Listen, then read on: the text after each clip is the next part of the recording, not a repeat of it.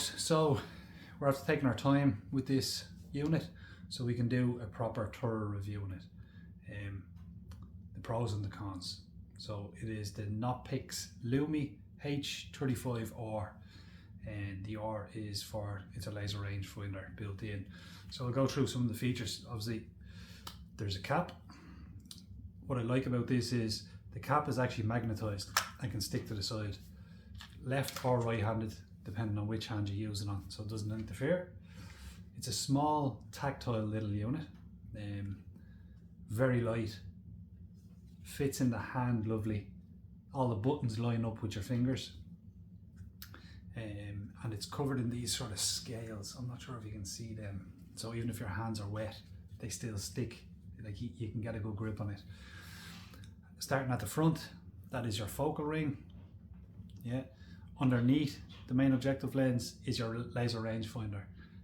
I found this very good in terms of laser rangefinders, and I'll talk you through how you operate it. One thing I did find is that it only stays on scan mode, so once you turn it on it's constantly working. So if you leave it on, if you forget to turn it back off, it will affect your battery life. Right, moving to the back of the unit, this here is your battery compartment. See that? Now it's very handy for working at night time. I'm not sure if you can see that there, but see, all you do is press down. So in the dark you can press down, battery pops out, takes these, the exact same batteries that go into your torches and your headlamps.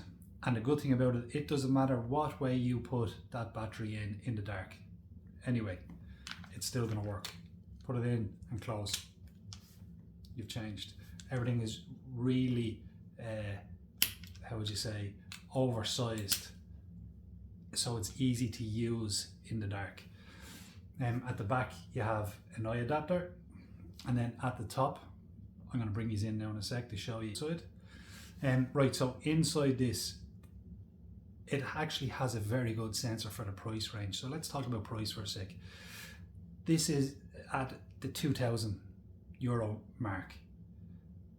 My one, the one that I've used now for the last 2 years, it's 1,500 or 600 more expensive than this, and I don't know where that 1,500 is, because this thing,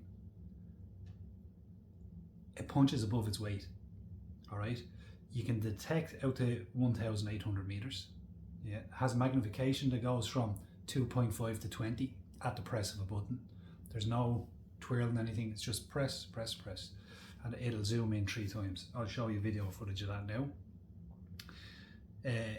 The sensor in it is a 640 by 512. All right, so it's actually as good of a sensor as the one that's in mine. And on top of that, then it has a minus 18 MK. So the lower number in MK, the better for the unit. It also has AI in it. So when it picks up a heat source, it makes that heat source pop a lot more. So it wasn't just me testing this, me and Anto tested that, and we found that it just, the heat signatures pinged a lot better. And what else did we find through?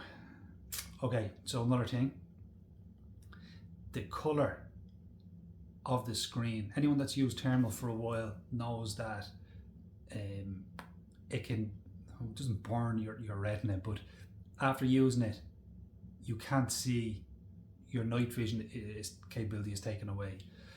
However, with this, the Q, it's like a really, not a green Q, but it's a lot nicer of a screen image than the one I currently use. The one I use actually is very bright, and it's very hard to see after you use it at night time. This one doesn't. It's nice, it's easy on the eye.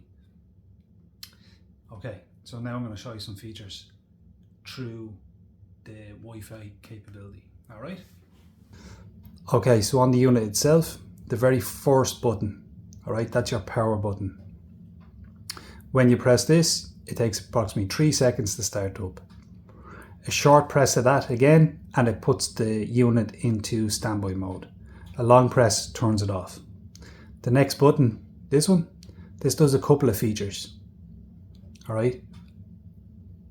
A single press will zoom in once.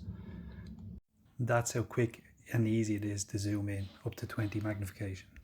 Again and again, so it'll zoom in 3 times, up to 20 magnification. A long press of this button turns on your laser rangefinder. That's the laser tape in action, scan mode the whole time. All right, this is your menu button.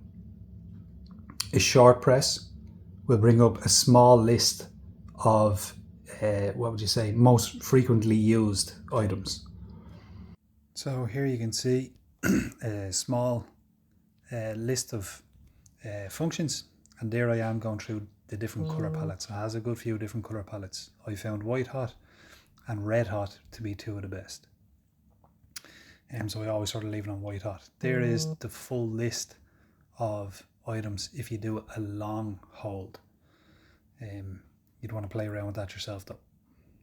And then this button, a long press of this button will actually record through the unit and it can connect to your phone. These 2 buttons are also up and down when you're trying to scroll through your menu button. Okay, so overall, what's our thoughts on this? It's very, very positive, to be honest. For the price point, the AI technology that's in it, yeah, the quality of sensor, I don't think it'd be beat. The size, yeah, the ergonomics in the hand, I don't think it can really be beaten for the price. I've looked through a good few terminals at this stage, and this is up at the top.